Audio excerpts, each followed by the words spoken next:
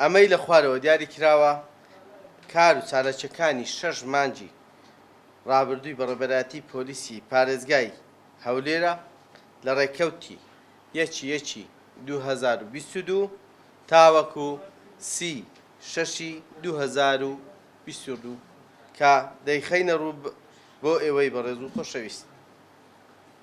یەکەم، ئاماری گشت تاوانە جۆراوجۆرەکان کە لە سنووری بەڕێبەرایەتی پۆلیسی پارێزگای هەولێر تۆمار کراون هەروەها بە ڕێژەیی ئاشکرابوونیان لە کۆی 3375 تاوانی جۆربەجۆر کە تۆمار کراون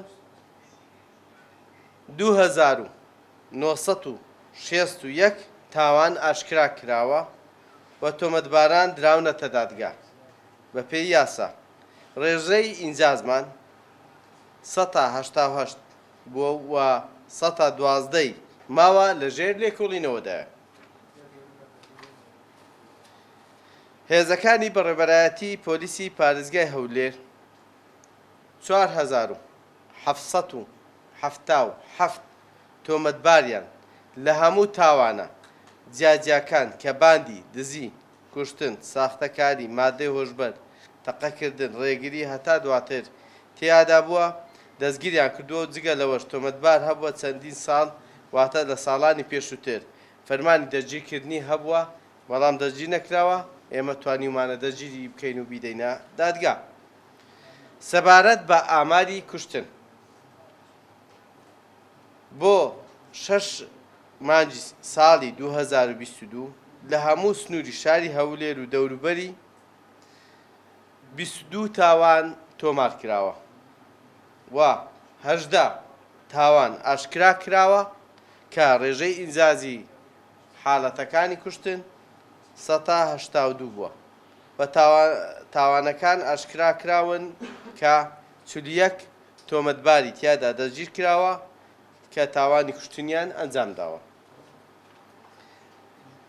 دەربارەی ڕووداوی تەقەکردن 24 حاڵەت تۆمار کراوە و هەر 24یشی ئاشکرا کراوە و هەروەها تۆمەتباران دراونەتە دادگا بە ڕێژەی 100% هەموو ئەو تەقەکەرانی ناو شاری هەولێر تەقەیە کردووە دەستگیرماکردنەوە و داخمانە دادگا.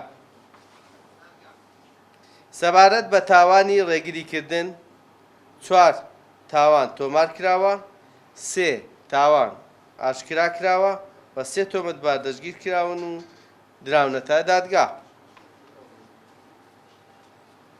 و دەربارەی تاوانی دزینی ئۆتۆمبیل 43 تاوانی دزینی ئۆتۆمبیل لە سنووری شاری هەولێر تۆمار کراوە، 36 تاوانی ئاشکرا کراوە و هەروەها 36 ئۆتۆمبیلەکەش ڕادەستی خاوەنەکانیان کراونەتەوە و دەستی بەسەردا گیراوەتەوە و بۆ خاوەنەکانیان گەڕاوەتەوە و تۆمەتبارانیش دراونەتە دادگا.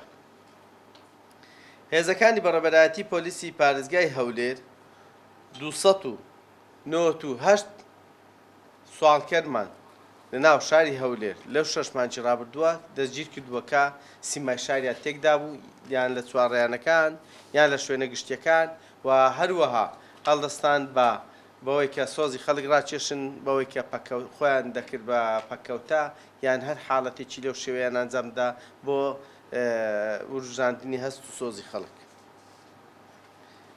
نۆیەم، هێزەکانی بەڕێبەرایەتی پۆلیسی پارێزگای هەولێر ئەم کار و چارەچانەیان ئەنجام داوە.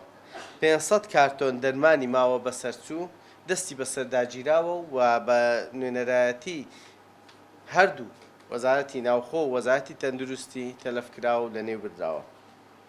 379 شوێن تێکدراوە کە زێدەڕۆییان لەسەر موڵکی گشتی کردبوو. 25 ئۆتۆمبیل دەستی بەسەرداگیراوە کەوا نمایشیان دەکرد لە شەقامەکان یان ئەوەتەیە خەڵکیان هەرسان کردبوو بە جێرەی ڕێنماییەکانی هاتوچۆ مامەڵەیان نەدەکرد بۆیە ئێمە جەرگیرماکردن و هەروەها ڕەوانەی بەڕێبەرایەتی هاتوچۆمان کردووە بۆەوەی ڕێڕەوی یاساییان بەرامبەر بگیرێتە بەر. 67 ماتۆسکیل دەستی بەسەرداگیراوە کە بێتابلۆ بوونە یا ئەوەتەیە بە شێوەیە چینای یاسایانە مامەڵەیان کردێن نێو شەقامەکان و هەروەها ئەوانیشمان تا دادگا و لەو ڕێژەوە ڕادستی هاتوچۆی هەولێرمان کردووە. 518 شوێن کە پێکهاتوون لە کافتریا، مارکێت، نانەوەخانە، گۆشتفرۆش، کۆگای دەرمان، خانە و تاقیگە و نۆرینگا، جوانکاری ئافرەتان، دیسکۆ، مەساج، شوێنی لەشجوانی، ئۆتێل داخران بەهۆی پابەند نەبوونی بە ڕێنمایەکانی وەزارەتی ناوخۆ و وەزارەتی تەندروستی. 47 چەکی بێمۆڵەتی جۆراوجۆر دەستی بەسەردا گیراوە.